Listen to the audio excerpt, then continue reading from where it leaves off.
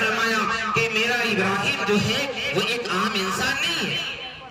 وَاتَّخَذَ اللَّهُ إِبْرَاهِيمَ خَلِيلًا. تم جسے ابراہیم سمجھتے ہو وہ میرا دوست ہے. تم جسے انسان سمجھتے ہو میرا نبی ہے. تم جسے انسان سمجھتے ہو وہ اہدنا الصراط المستقیم پر چلنے والا اس زمین کا نبی کریم صلی اللہ علیہ وسلم کے پیدائش سے پہلے ان کی پیدائش ہے. لیکن اللہ تعالیٰ نے جو عظیم المرتبت میں آقا تازہ کو مرتبہ عطا فرمایا وہ کسی نبی کو نہیں عطا فرمایا. بہرحال اللہ تعالیٰ نے ابراہیم کے تمام امتحانات سے سرفراز کرنے کے بعد ایک قربانی ان سے مانگی. اس نے بھی خواب آیا اے ابراہیم میں یہ چاہتا ہوں یا بنی ارکب معنا. فرمایا کہ اللہ تعالیٰ نے ابراہیم علیہ نبی علیہ السلام کو بہت سے خواب دکھانے کے بعد انہوں نے کہا کہ کیا چاہتے ہیں.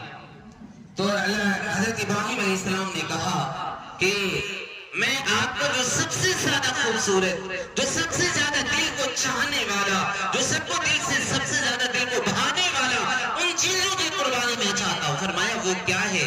فرمایا آپ کا وہ فرزند ارجمند حضرت اسماعیل علیہ السلام. فرمایا کہ 80 سال کی عمر میں اللہ علیہ وہ نبی علیہ السلام نے روتے روتے فرمایا اور اس اولاد کے لیے کتنی دعائیں مانگی, یہاں تک کہ ان کی آنکھوں تر ہو گئے, آنسو سے پورا کرتا ہمیشہ بھر جاتا تھا. فرمایا کرتے تھے رب هب لي من الصالحین. 80 سال تک انہوں نے اللہ کے ساتھ نا امیدی نہیں چھوڑا. ایک اولاد آئی تھی لیکن اللہ سے مانگتے مانگتے اللہ نے اسے اولاد عطا فرمایا, اور اولاد مانگنے کے بعد اللہ نے وہ قربانی عطا فرمائی. اس کے لیے بھی ابراہیم علیہ السلام نے کہا کہ میں لبیک.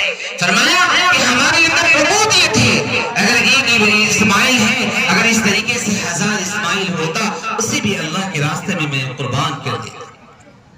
تو میرے بھائی بزرگ دوستو, اب کہنے کی بات یہ ہے یہ قربانی ہے, اس کا فلسفہ کیا ہے, اس قربانی کا اصل مقصد کیا ہے؟ کیا صرف نماز پڑھ لینا, یا صرف نماز پڑھ کے بھاگ جانا, یا صرف جانوروں کی قربانی کر لینا؟ کیا ہمارے اللہ اس سے راضی ہو جاتا ہے؟ کیا اللہ اس سے ہمارا اللہ خوش ہو جائے گا؟ جو ابراہیم نے ہزاروں امتحانات کرنے کے بعد اللہ نے یہ خوشیاں اسے عطا فرمائی